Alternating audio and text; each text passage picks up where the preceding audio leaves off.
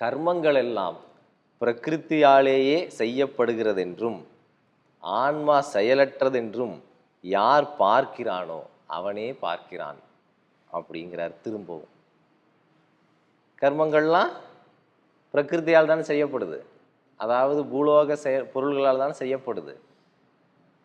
பிரகிருதிங்கிறதுக்கு we have larger definition. நம்ம புத்தி கூட பிரகிருதி தான், அகங்காரம் பிரகிருதி தான், நானுங்கிற இருப்பு பிரகிருதி தான், பஞ்சபூதம் பிரகிருதி தான். இதால தானே செய்யப்படுது. செய்யப்படுகிற இதன் எல்லாத்தையும் பார்க்குறவன் யாரு? நம்ம ஆசனங்களில் சொல்கிறோமா இல்லையா? உடலை சீராக்குறது, சுவாசத்தை சீராக்குறது, மனசு, இதெல்லாம் பிரகிருதி. கடைசியாக அந்த அரசன் வந்து உட்கார போகிறான்னு சொல்கிறோமா இல்லையா ஆசனத்திற்கு? அது புருஷன். அவன் அனுபவிக்கிறான், அவ்வளோதான்.